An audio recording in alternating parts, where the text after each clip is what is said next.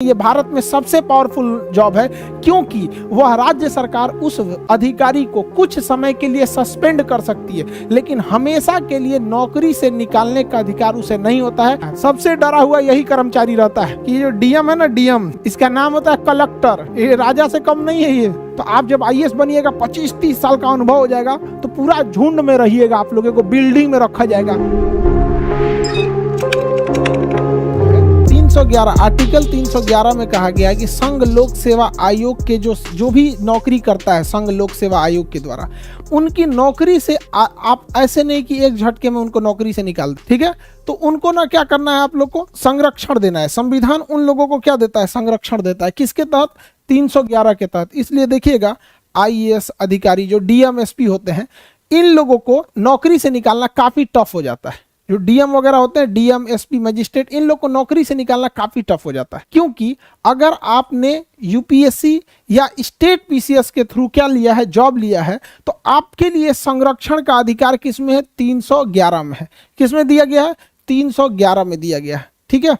तो संघ लोक सेवा आयोग या फिर जो भी राज्य लोक सेवा आयोग है, इनके कर्मचारियों का संरक्षण आपसे पूछ चुका है कि संघ या राज्य लोक सेवा आयोग के कर्मचारियों का संरक्षण आर्टिकल संख्या कितना में दिया गया है? तो आर्टिकल संख्या 311 में दिया गया है। किसमें दिया गया? 311 में। अब हम चलते हैं 312, उसके बाद चलेंगे 315। देखिए 312 में क्या कहा है, तो इसको पहले समझते हैं। अखिल भारतीय सेवा क्या होती है? 3 टाइप की नौकरी को ध्यान से समझिए। ये 3 नौकरी, एक होती है अखिल भारतीय सेवा। अखिल भारतीय सेवा, अखिल भारतीय सेवा, सेवा का अर्थ होता है नौकरी, सर्विस, अंग्रेजी में कहते हैं सर्विस। ऑल इंडिया सर्विस, इसे क्या कहेंगे? All India service. एक होता है केंद्रीय सेवा, केंद्रीय सेवा, सेंट्रल सर्विस, केंद्रीय सेवा, सेंट्रल गवर्नमेंट का नौकरी, सेंट्रल सर्विस। और एक होता है राज्य सेवा, राज्य सेवा, state service, state service, state service. देखिए इन तीनों में मेन अंतर क्या होता है? इसमें होता है जो अखिल भारतीय सेवा होती है, इसमें आपकी नियुक्ति करती है केंद्र सरकार, आपकी नियुक्ति करती है केंद्र सरकार और भेज देती है राज्य सरकार के पास कि जाइए उस राज्य में ड्यूटी कीजिएगा और उसी राज्य से सैलरी ले लीजिएगा। जैसे आईएएस अधिकारी, आईएएस अधिकारी को सेंट्रल गवर्नमेंट नियुक्त करती है, ट्रेनिंग दे देती है, सेंट्रल गवर्नमेंट ट्रेनिंग दे दी। अब उसका कैडर डिसाइड करेगी कि किस स्टेट में उसे भेजना है। गुजरात में भेजेगी, कहेगी जाओ गुजरात में सर्विस करो, गुजरात में नौकरी करो, वहीं से सैलरी ले लेना। तो ऐसी नौकरी जिसे केंद्र सरकार नियुक्त करती है और केंद्र सरकार ट्रेनिंग देती है, लेकिन वह व्यक्ति आके राज्य सरकार के डिपार्टमेंट में सेवा देता है और राज्य सरकार से सैलरी लेता है, ऐसी नौकरी को अखिल भारतीय सेवा कहते हैं। यह भारत में सबसे पावरफुल जॉब है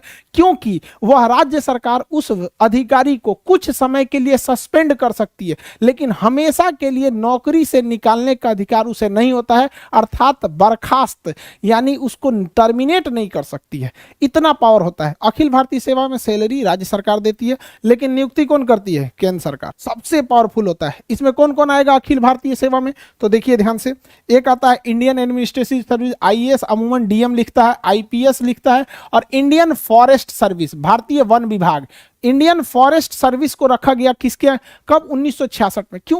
क्योंकि हमें उस समय आभास हो गया कि जंगलों की कटाई इतनी तेजी से चल रही है कि छोटे मोटे कर्मचारियों को वहां के ठेकेदार, विधायक उधायक डरा धमका मिला उला के कटवा लेते हैं सब पेड़ वगैरह। तो वहां आभास हुआ कि एक ऐसे अधिकारी की जरूरत है जो राज्य सरकार या लोकल लोगों से उतना न डरे। आईएएस जो होता है ना, ये कार्मिक मंत्रालय इसको कंट्रोल करती है, इसे गृह मंत्रालय कंट्रोल करती है, और इसे पर्यावरण एवं वन मंत्रालय कंट्रोल करता है। आईपीएस की ट्रेनिंग किस शहर में? हैदराबाद। आईएएस की ट्रेनिंग किस शहर में? आईएएस की ट्रेनिंग, आईएएस की ट्रेनिंग मसूरी में। और आईएफएस की ट्रेनिंग कहां होती है? IFS, Indian forest service, Dehradun. केंद्रीय सेवा में केंद्र सरकार नियुक्त करती है और केंद्र सरकार अपने पास रख लेती है। केंद्र सरकार नियुक्त करती है और केंद्र सरकार अपने पास रख लेती है। यह होता है केंद्रीय सेवा। जैसे रेलवे, रेलवे में नियुक्ति कौन करेगा? केंद्र सरकार। ट्रेनिंग कौन देगा? केंद्र सरकार। भेज कहां देगा? रेलवे डिपार्टमेंट में। रेलवे डिपार्टमेंट किसका?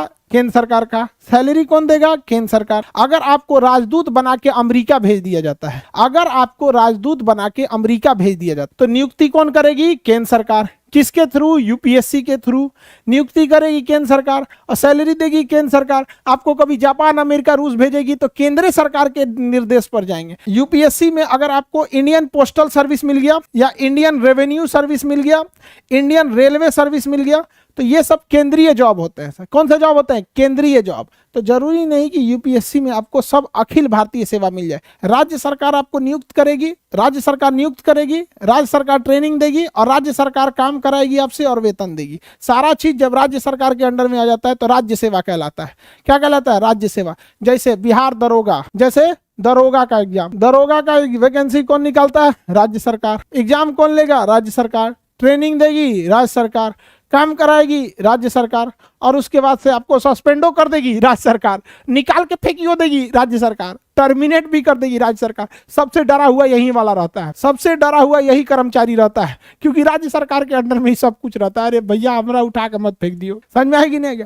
अब जैसे कोई केंद्र सरकार, कोई एसएससी से आया है और Indian service selection board, SSC service selection commission, तो ये होता है ना स्टाफ सिलेक्शन वाला, सर्विस सिलेक्शन नहीं जी, वो तो दूसरा होता है, एसएसबी हो जाएगा, एसएससी। अब उसमें आपको कोई इनकम टैक्स में इंस्पेक्टर बन के आए तो केंद्रीय नौकरी है। बिहार सरकार उसको सस्पेंड भले कर सकती है लेकिन नौकरी से हटा नहीं सकती है अगर कुछ गड़बड़ करेगा। हालांकि वो केंद्र सरकार का है, बिहार सरकार उसको कुछ टच भी नहीं करेगी, यूपी सरकार। आप रेलवे में टेक्नीशियन, सपोज कीजिए लोको पायलट है, ट्रेन चला रहे हैं, ऐसे स्टीयरिंग नहीं होता जी, ए9 हैंडल होता है, ट्रेन चला रहे हैं, तो क्या राज्य सरकार आपको, यूपी सरकार का ये खराब ट्रेन चला रहे हो हटो, नहीं हटा पाएगी? कौन हटाएगा? केंद्र सरकार हटाएगी। तो सबसे ज्यादा कर्मचारियों के पास पावर किसके पास रहता है? अखिल भारतीय सेवा के, और सबसे कम राज्य सरकार के पास। जैसे पुलिस हो गया, सरकारी स्कूल के टीचर देखिएगा पोलियो पिलाने के लिए भेज देता है, कभी कभी चुनाव में ड्यूटी लगा देता है, कहीं कहीं तो नहीं लगाए ना इन लोग चुनाव में ड्यूटी। डीएम पूरे जिले के चुनाव का अपना सबसे बड़ा अधिकारी होता है, डिस्ट्रिक्ट मजिस्ट्रेट सबसे बड़ा पावरफुल होता है। लोग कहते हैं कि